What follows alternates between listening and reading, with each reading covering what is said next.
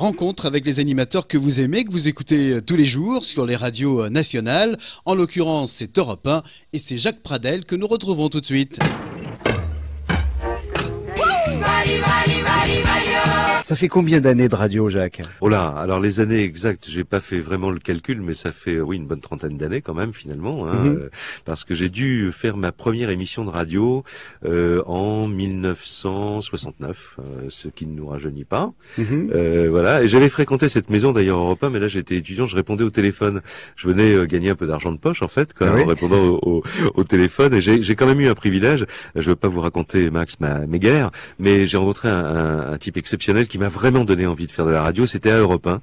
Il s'appelait Michel Lancelot. C'est une émission célébrissime des années 70. Bien sûr, oui. Qui s'appelait Campus. Campus, c'est vrai, oui. Voilà. Et donc ça m'a allumé quand même un petit peu un petit éclair en me disant tiens, je ferais bien ça un jour ou l'autre. Et puis j'ai fait ça en prenant un grand détour. Finalement, je suis passé par la Hollande au départ, vous voyez. Les premières émissions en Hollande aussi? Premières émissions, oui, en Hollande. Tiens donc. J'ai rencontré un gars dans Paris, enfin dans un studio à Paris, qui faisait une maquette, comme on dit, hein, c'est une sorte de brouillon d'émission, quoi. Et il voulait pas me dire pourquoi c'était un grand secret, un mystère, etc. Et puis donc il m'a amené dans un studio, j'ai fait ma première émission de radio enregistrée. Bon, j'étais ni très bon ni très cool, quoi, je dois dire. Puis la trouille, je suppose. Une trouille d'enfer. Et puis quelques semaines après, le type m'a rappelé en me disant bah voilà, je vais vous dire la vérité, voilà, je cherche des jeunes animateurs à Paris. C'est comme ça qu'on s'est rencontrés. Et c'est pour une radio hollandaise, onde courte. Il y avait la BBC, il y avait la France bien sûr, et puis la Voix de l'Amérique, enfin bon, tous les pays du monde ont des radios ondes courtes pour diffuser vers l'Afrique francophone. Et donc je me suis retrouvé un jour en Hollande où étaient les studios hollandais pour parler aux Africains de l'Afrique de l'Ouest en français. D'accord. Ils montaient une section française comme RFI si vous voulez. Donc il y avait 15 langues, quoi. Il y avait de l'arabe, de l'espagnol, etc., de l'allemand, de l'anglais et du français.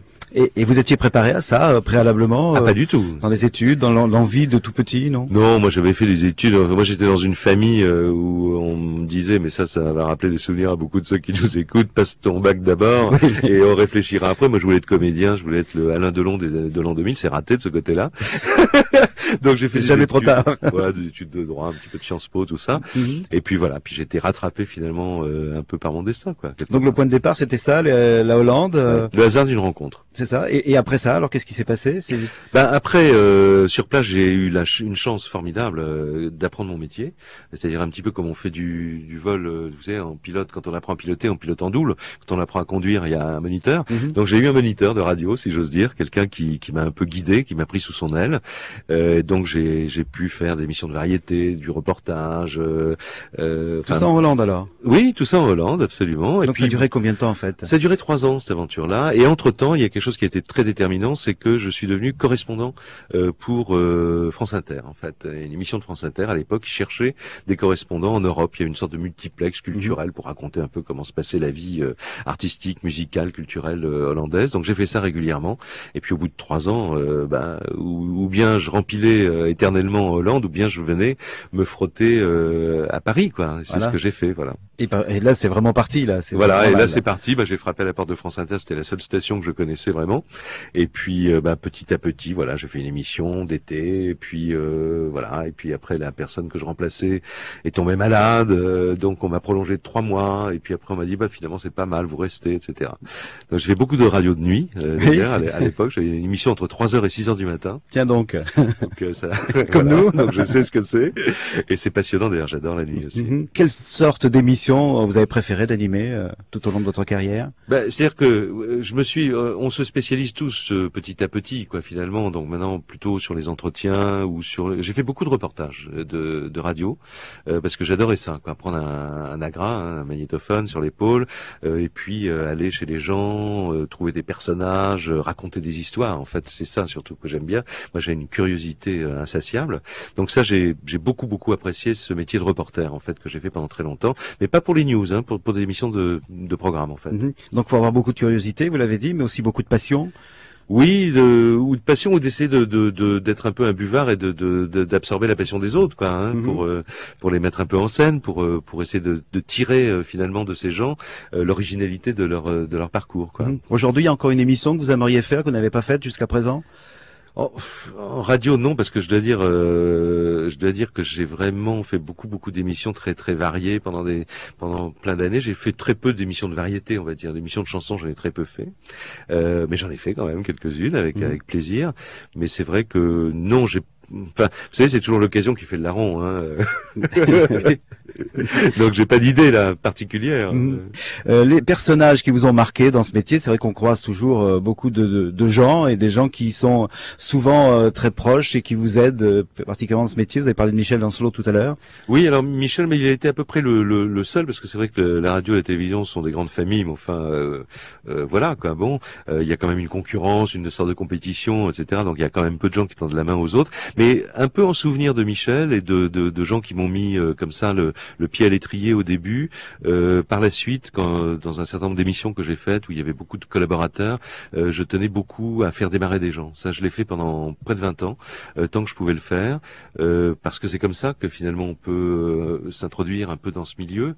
C'est pas facile, hein, tout le monde le sait, mais en même temps, quand on a vraiment la foi, donc j'ai toujours pensé, je faisais souvent mes réunions d'équipe, quoi, en laissant la porte ouverte sur le couloir. Comme ça, les gens savaient qu'on pouvait rentrer, s'asseoir, et puis proposer une idée.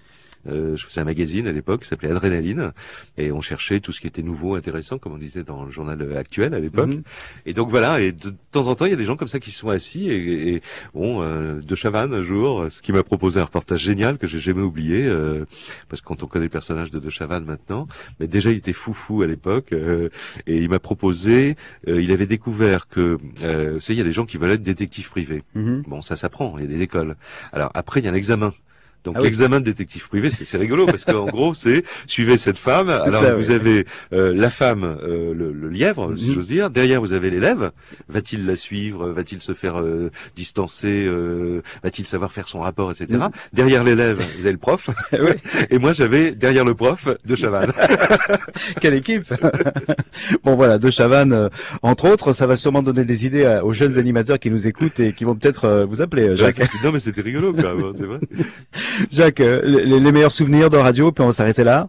Les meilleurs souvenirs de radio, c'est effectivement des rencontres comme ça. Une personne comme Françoise Dolto, par exemple, c'est vraiment des pierres blanches, quoi, dans une vie professionnelle, parce que c'était quelqu'un d'exceptionnel, grande psychanalyste, spécialiste des enfants, etc., mais qui employait un langage de bon sens et un langage tout à fait compréhensible par tout le monde. C'est des gens comme Henri Laborit, par exemple, qui était un grand chercheur.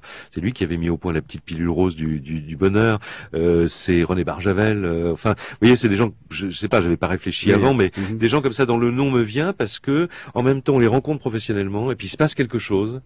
Et c'est un peu la croix qu'on porte dans notre métier, vous le savez bien, Max, c'est que on aimerait passer plus de temps avec les gens qu'on rencontre quelquefois. Alors on dit toujours, je reviendrai. Puis quelquefois on revient pas. Alors ce dont je vous ai parlé, il s'est passé quelque chose. On s'est vu pendant des dizaines le professeur Rémi Chauvin également. Bon, je pense à lui comme ça parce qu'il il a 92 ans, vient de m'écrire une lettre cette semaine, alors qu'on n'a pas fait d'émission ensemble depuis 25 ans. Il y a une espèce d'amitié qui se lie, même en dehors de la radio après.